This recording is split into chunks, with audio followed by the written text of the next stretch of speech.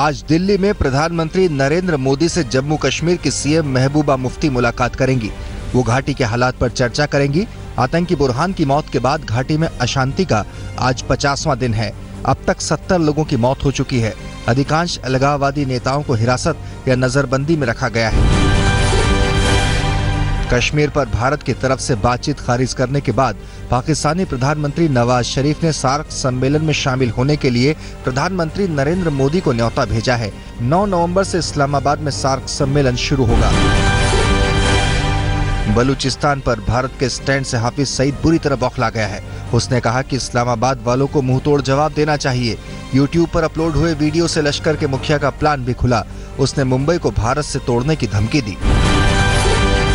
ढाका में जाकर उसने कहा मशरकी पाकिस्तान को हमने तोड़ा है, मशरकी पाकिस्तान में फौज दाखिल करने वाले हम हैं, हमने रक्त बहाई है, हमने खून दिया है, हमने ये सारा काम किया है। अगर वो ये एतराफ किया, इस्लामाबाद वाले खामोश रहे, नोटिस लेना चाहिए था, मुंह तोड़ जवाब देना चाहिए था, लेकिन ये चुप। प्रवासी भारतीय दिवस पर पाकिस्तानी कब्जे वाले कश्मीर को भी भारत सरकार न्योता दे सकती है। हालांकि अभी तक इस मामले पर आधिकारिक पुष्टि का इंतजार है। रियो ओलंपिक में 2 मेडल पर सिमटने के बाद अब मोदी सरकार ने अगले 3 ओलंपिक्स की तैयारी के लिए कमर कस ली है। सरकार ने टास्क फोर्स बनाने का ऐलान किया है।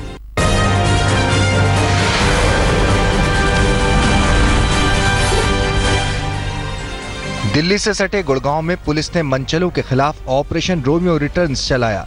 एमजी रोड पर इस दौरान फप्तियां कसने वाले कई लोग पुलिस के हत्थे चढ़े।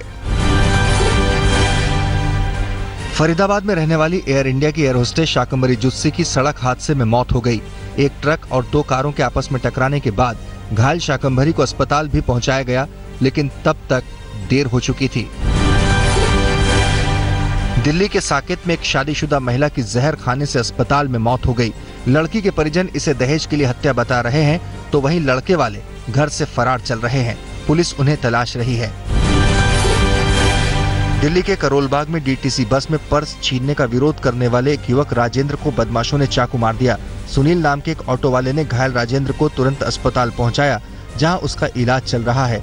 वहीं घायल युवक के चचेरे भाई ने पुलिस पर गलत बयान दर्ज कराने के लिए दबाव बनाने का आरोप भी लगाया। फिलहाल पुलिस मामला दर्ज कर जांच में जुट गई है। दिल्ली से सटे गाजियाबाद में एक युवती से 3 लड़कों ने अलग अलग जगहों पर 2 बार गैंगरेप किया। इस दौरान उन्होंने वीडियो भी बनाई और ब्लैकमेल भी किया। एक युवक लड़की के साथ ही पढ़ाई करता है। पुलिस ने मुकदमा दर्ज कर एक आरोपी को गिरफ्तार कर लिया है। फर्रुखाबाद के नवाबगंज में एक नाबालिग के साथ गांव के ही 5 युवकों ने चाकू की नोक पर गैंगरेप की घटना को अंजाम दिया। लड़की की हालत बिगड़ने पर लड़के उसे घर में बंद कर फरार हो गए। परिजनों ने पुलिस को सूचना दी, जिसके बाद मामला दर्ज हुआ। बरेली में पुलिस ने महिला से लूट करने वाले 6 बदमाशों को गिरफ्तार करने में कामयाबी हासिल की है। 6 में से 4 बदमाशों ने गिरफ्तारी के बाद कबूल किया कि उन्होंने लूट के अलावा महिला के साथ गैंगरेप भी किया था। हालांकि महिला ने इज्जत बचाने के लिए सिर्फ लूट की शिकायत ही की थी। औरैया में यूपी सरकार में दर्जा प्राप्त राज्य मंत्री मोहम्मद इरशाद कुरैशी और एसडीएम विधुना जितेंद्र श्रीवास्तव समेत 3 लोगों के खिलाफ महिला से रेप का मामला दर्ज हुआ है। हालांकि कुरैशी और एसडीएम जितेंद्र श्रीवास्तव ने सभी आरोपों से इनकार किया है। कानपुर की ग्वालटोली पुलिस ने एक युवक का शव मिलने के बाद मामले की तफ्तीश की। पुलिस के मुताबिक त्रिकोणीय प्रेम प्रसंग में नरेंद्र की हत्या की गई थी। महिला के दूसरे प्रेमी ने नरेंद्र का गमछे से गला घोंटा था, जिसमें महिला ने भी साथ दिया था। पुलिस ने सभी आरोपियों को गिरफ्तार कर लिया है। बरेली में महज एक समोसे के लिए सौतेली मां ने मासूम को मार डाला। तबस्सुम नाम की महिला ने 6 साल के सैफ से 2 समोसे मंगवाए थे, जिनमें से एक वो खा गया। इसी बात पर गुस्साई तबस्सुम ने सैफ का गला घोंट दिया। पिता की शिकायत पर पुलिस ने मां को गिरफ्तार कर जेल भेज दिया है। भीलवाड़ा के झबरकिया गांव में एक युवक को उधार दिए पैसे मांगना भारी पड़ गया। आरोप है कि मिट्ठूलाल जाट ने रमेश जाट को उधारी के 30,000 रुपए वापस लेने के लिए बुलाया और जब रमेश जाट पहुंचा तो उसकी जमकर पिटाई की गई। घायल रमेश का अस्पताल में इलाज चल रहा है। पुलिस ने मामला दर्ज कर लिया है। इंदौर के हीरानगर में एक फैशन डिजाइनर युवती ने फांसी लगाकर खुदकुशी कर ली। जान देने से पहले भारती नाम की युवती ने व्हाट्सएप पर इट्स ओवर, मैं जीना नहीं चाहती भी लिखा था। स्टेटस पढ़कर बड़ी बहन ने परिजनों को जानकारी दी, लेकिन तब तक देर हो चुकी थी। पुलिस के मुताबिक भारती ने एक सुसाइड नोट भी लिखा था, लेकिन फिलहाल उसमें क्या लिखा है ये नहीं बताया जा रहा। यूपी के कौशाम्बी में पुलिस चौकी से महज 100 मीटर दूर एक युवक की लाश मिलने से सनसनी फैल गई। हत्या की खबर पाकर अधिकारी मौके पर पहुंचे, शव की पहचान नहीं हो सकी है। वाराणसी के बीएचयू में एक छात्र से दुष्कर्म का मामला सामने आया है। पीड़ित छात्र के मुताबिक 13 अगस्त को हॉस्टल लौटते वक्त उसे कार में सवार 5 लोगों ने चाकू की नोक पर कार में बैठाकर बेहोश कर दिया। इसके बाद छात्र के साथ दुष्कर्म किया गया। पीड़ित के मुताबिक पांचों में से एक आदमी आईएमएस में लैब अटेंडेंट है। फिलहाल पुलिस मामले की जांच कर रही है। अजमेर पुलिस ने सटोरियों के खिलाफ अभियान चलाते हुए सटोरियों को पैसा बांटते जाते हुए एक शख्स को गिरफ्तार कर लिया। आरोपी का नाम प्रकाश है। पुलिस को उससे 28,60,000 रुपए भी बरामद हुए। अब पुलिस सट्टे के खेल के पीछे छिपे दूसरे नामों को जानने के लिए पूछताछ कर रही है। मुंबई के बोरीवली पुलिस थाने में एक महिला ने किडनी बदलने के मामले में धोखाधड़ी का केस दर्ज कराया है। महिला को किडनी के बदले 35 लाख रुपए देने का वादा कर एक शख्स संतोष लांडगे ने कागजात तैयार करने के नाम पर उससे 44,000 रुपए ले लिए। उधार लेकर महिला ने पैसा दे दिया, लेकिन संतोष के फरार होने के बाद महिला परेशान हो गई और उसने जहर खा लिया। महिला को बचा लिया गया, जिसके बाद उसने सारे मामले की जानकारी पुलिस को दी। बंगाल के उत्तरी 24 परगना में दिलीप कर्माकर नाम के शख्स ने एक महिला और उसके 2 बच्चों पर एसिड से हमला कर दिया। तीनों को तुरंत अस्पताल ले जाया गया। आरोपी को मौके पर ही लोगों ने पकड़कर पीट डाला। फिलहाल तेजाब फेंकने की वजह का पता नहीं चल सका है। पुलिस ने आरोपी को गिरफ्तार कर लिया है।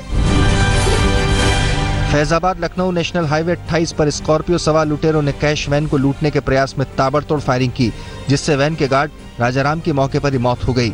लुटेरे 40 लाख रुपए के अलावा वैन में मौजूद दोनों गार्डों की बंदूक भी लूट ले गए। पुलिस लुटेरों को तलाश रही है। ग्वालियर पुलिस ने बिजौली में छापा मार एक हथियार फैक्ट्री का खुलासा किया। मौके पर 1 दर्जन अवैध हथियार भी बरामद हुए। एक आरोपी को पकड़ा भी गया, जिससे पूछताछ जारी है।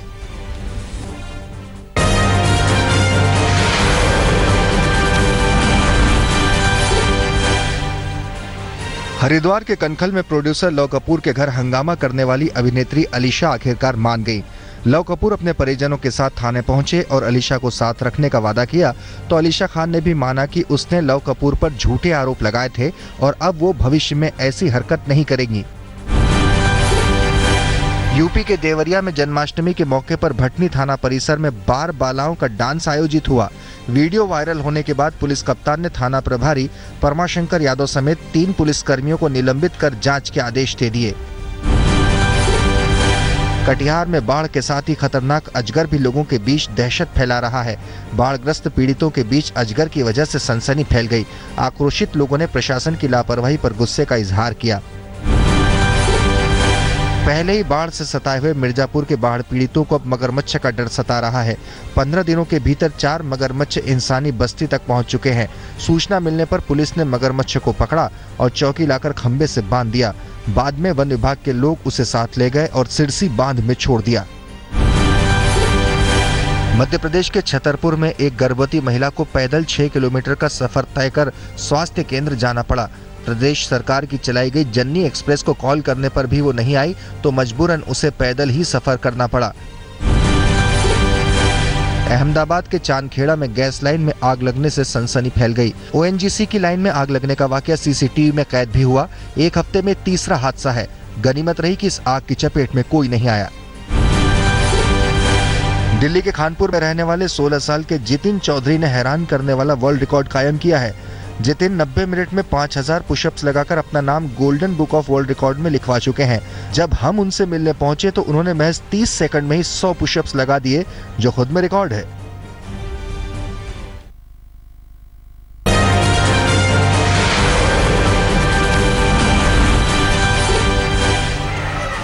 कोयम्बटूर में एक दुर्लभ प्रजाति के कौवे का रेस्क्यू ऑपरेशन किया गया। उसे ओसाई नाम के संगठन ने वन विभाग को सौंपा।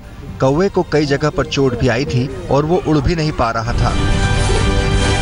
बांकुरा में एक पैसेंजर ट्रेन की चपेट में आने से 3 हाथियों की मौत हो गई। हादसे के बाद विष्णुपुर और PR-दोबा रेलवे स्टेशन के बीच रेल रूट बाधित रहा। लोगों ने मांग की कि इस रूट पर ट्रेनों की रफ्तार धीमी की जाए।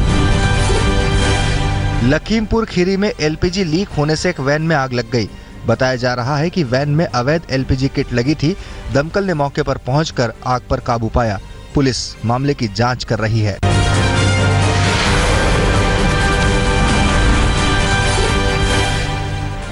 हिमाचल प्रदेश की बाढ़ में अब तक 30 लोगों की मौत हो चुकी है, जबकि 550 करोड़ से ज्यादा का नुकसान हुआ है। वहीं विधानसभा में इस मामले को लेकर विपक्ष ने सवाल भी उठाए। भारी बारिश से बेगूसराय की हालत खराब है। भूदेव नाम का एक शख्स ट्यूब की नाव बनाकर जा रहा था, तभी पंचर होने से वो पानी में फंस गया। 48 घंटों के बाद उसे बेहोशी की हालत में पानी से निकाला गया। इसके बाद उसे अस्पताल में इलाज के लिए ले जाया गया। बिहार के खगड़िया में बाढ़ पीड़ितों का गुस्सा प्रशासन पर फूट पड़ा। राहत सामग्री न मिलने से लोगों में बेहद नाराजगी दिखी। प्रशासन के खिलाफ प्रदर्शन करते हुए लोगों ने नेशनल हाईवे भी जाम कर डाला। अधिकारियों के आश्वासन के बाद ही लोग सड़क से हटने को तैयार हुए। बिहार में पटना समेत कई जिले बाढ़ से त्रस्त हैं। लोगों को राहत शिविरों में शरण लेनी पड़ रही है, मगर यहाँ न मासूमों को दूध मिल रहा है और न ही कोई सुनवाई हो रही है। लोगों में प्रशासन की संवेदनहीनता को लेकर भारी गुस्सा है।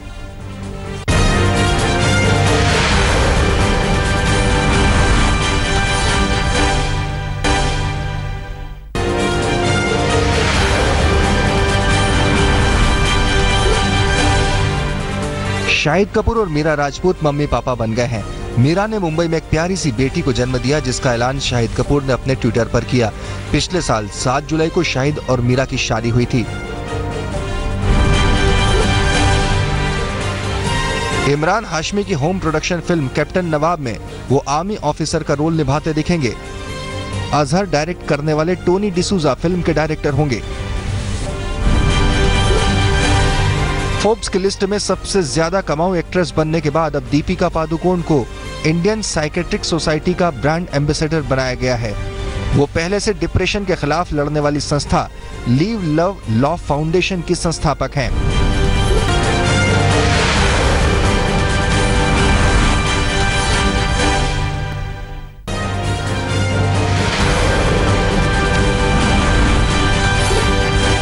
इटली के एकुमोली में भूकंप के बाद शहर छोड़कर गए कुछ लोग घरों का हाल देखने के लिए वापस आए। इस हादसे के बाद 2,500 लोग अपने घर छोड़कर रहने को मजबूर हैं। अब तक 278 लोग इस हादसे में मारे जा चुके हैं। अमेरिका के मिसिसिपी में 2 कैथलिक नन्स के शव घर में मिले। पुलिस को लूट के बाद हत्या का शक है। अभी तक कोई गिरफ्तारी नहीं हो सकी है।